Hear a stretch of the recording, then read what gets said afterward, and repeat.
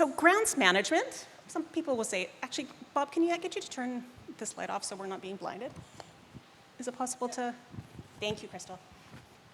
Thanks so much. All right, so grants management is often, it's like the invisible infrastructure behind community impact. It's the mechanism for how the resources get to the organizations that are doing the frontline work. So can you tell me how Aloha United Way is modernizing the grants process to be faster, more equitable, and more responsive to the communities with the highest needs that you serve?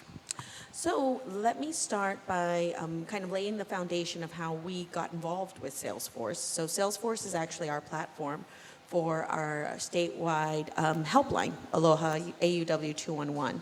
And so many of the community organizations that we work with here on Oahu and that we grant out to are within that platform. And so kind of our first big push was, okay, how do we combine our platforms, because we have a lot of community data from these organizations on needs that are met for the population, but also unmet needs, so that we can kind of start help strategically targeting and being more mindful with our funding output. And so we had an opportunity, Act 310, I don't know if anybody's heard about it. Here in the state of Hawaii, they were able to allocate $50 million to support nonprofits that have been impacted by federal funding cuts and that are still being impacted by federal funding cuts. And AUW was blessed enough to be named as the administrator for that program. And so we were able to kind of turn on the project to start utilizing Salesforce as our grants management tool for that project. If anybody's ever done a state application, you know, it's fun times, lots of requirements, just lots of screening that has to be done to ensure that the organization meets those state regulations.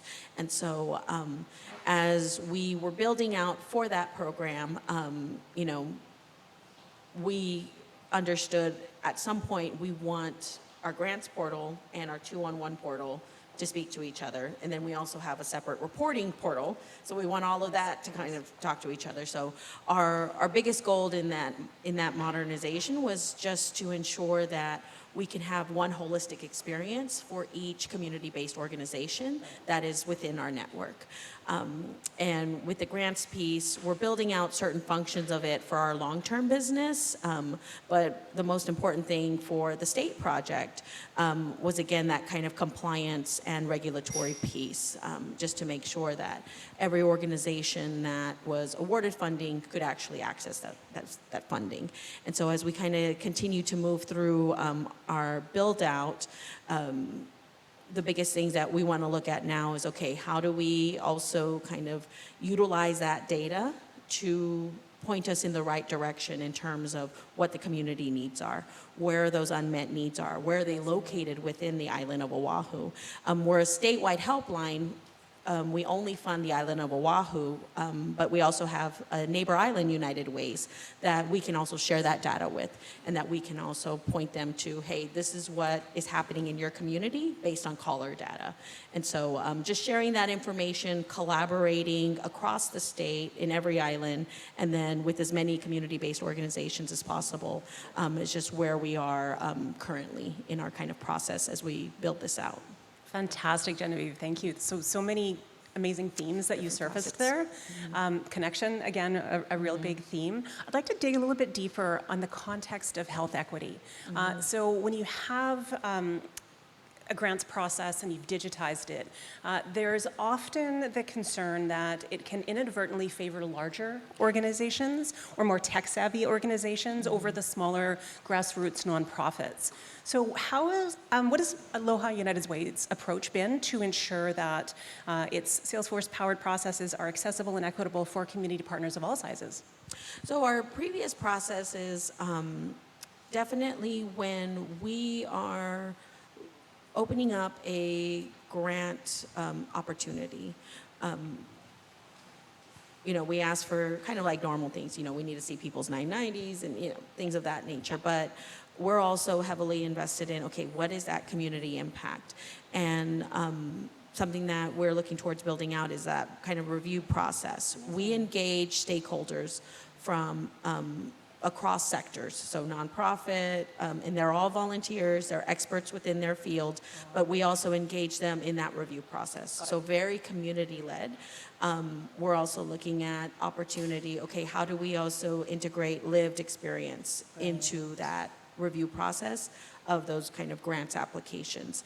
And so as we build out that review portal for our grants portal, those are things that we're mindful of is how can we kind of capture their feedback, capture their knowledge into, some sort of scoring matrix that will help us ensure that we're impacting the community at the right levels. Right now, we don't have any open grant opportunities other than our Act 310 that's closed already. But as we kind of prepare for what's coming, those are the conversations that are having. What does that look like from like a review scorecard for an individual that is maybe new to this kind of review work? Typically we're outreaching, like I said, to different sectors of the island and trying to get, again, subject matter experts to help us go through this. We want these decisions to be, community focused. And so, again, as we kind of move forward, those are just items that are on the list to kind of go through and work through as we continue this build out. Brilliant, very important items. Any successful, good technology project is about much more than technology. So it sounds like you're really considering the human factors that are going to be really critical to support this digital transformation for the biggest outcome. And speaking of outcomes, funders and donors, I'm finding, are increasingly want to know about the outcomes. So whether that's sort of really stringent report back requirements to government or to funders, or just to your donors who are supporting the programs. How is Salesforce helping Aloha United Way to identify measurable outcomes from the grant dollars? And how has that changed the conversations that you have with your funders? Well, probably the most impactful thing that's happened to us, and I'm going to go back to 211. We recently released our first annual report. And in that report, we were able to demonstrate across the island of Oahu and across the state and all other neighboring islands what the call volume was, what that looked like by community, what that looked like by zip code. And so really showing everyone, hey, we can even localize it. We can even get down to, if we wanted to, we can get down to, like zip codes and districts, city council districts, things of that nature. And so that has, of course, sparked within us, okay, now how do we also create something similar for our different buckets of funding. So we operate the ALICE initiative, which is economic resilience with nonprofit partners. We have 21 nonprofit partners that we fund for the ALICE work, and they are all working on some type of economic resilience program for families that fall above poverty but below that kind of survival wage. And so looking at, okay, now how do we what do we need to do to really find that localized information as well? Because again, normally when people report, you're getting broad metrics. And so now we know we can really kind of dig in deeper and go to possibly an individual level as well. Because with that ALICE initiative, we also utilize client feedback, member feedback. And so looking at, okay, what does that survey need to look like? So we can access that member feedback and overlay that with the agency data. So again, just really looking at all of the possibilities that exist. Before, we were using, Microsoft Forms or EC Impact for grant management, and everything was just so siloed. Right. Now we can put everything into one system, and it's almost like the sky's the limit. Like, where do we go from here? How much do we want to build out, and what exactly do we want to look at? Amazing, so tactical and tangible. You're really a very data-driven organization, and using that to ensure that the day-to-day decisions and operations are so outcome-focused. I really love to hear that. All right, I think I have time for one more question. So you came to Salesforce with a really very specific operational need, so grants management. And that's a bread and butter application for Salesforce. We do it lots and we do it well. But as you have experienced Salesforce, now that you've seen what a connected, data-enabled workflows can do for your organization, what are some of the other problems, the next problems that you're considering, that you're looking at differently now that you understand? And what would you translate that to? What would you say to other Hawaii nonprofit and government leaders who are still on the fence about making that investment and sort of haven't taken the step yet to get to this digital enablement?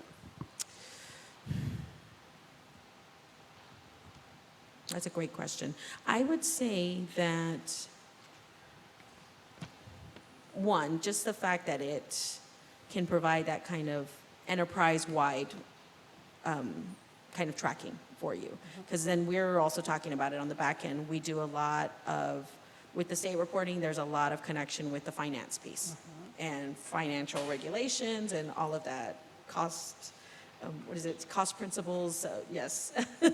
And so just looking at it, there's so many pieces that can fit into the puzzle. Our thing is, okay, how many pieces can we fit together to kind of help a lot of these workflows that fall off in certain places, you know, like, okay, you're also using a project management tool. Wait a minute, I got to log in there, or it talks to team. I mean, there's just so many different things that you could kind of pull into that one system to help just manage the efficiency of the workflow primarily.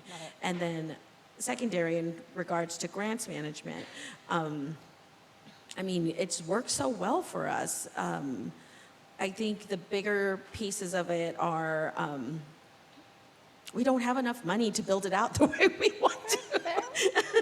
There's so much it can do, but, you know, we have this many dollars to attribute to the project, and, you know, our focus has to stay narrow, and we have to prioritize what we need.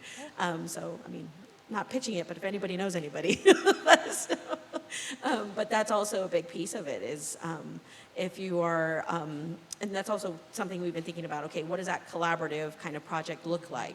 You know, what can the neighbor islands maybe help raise to invest in some of these build outs?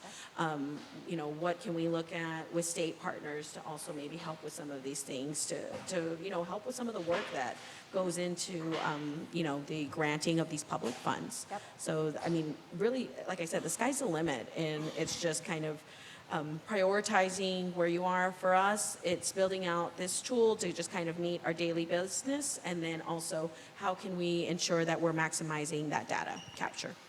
Thank you, Genevieve. I have to say that was a real light bulb moment for me too when I was in the CIO seat in Ontario, and I recognized that the more use cases I threw at the platform, the more problems we solved with it, the lower my TCO, right? So that foundational investment was really, really scalable and extensible. So I'm really thrilled to hear that that's sort of how Aloha United Way is operating as well.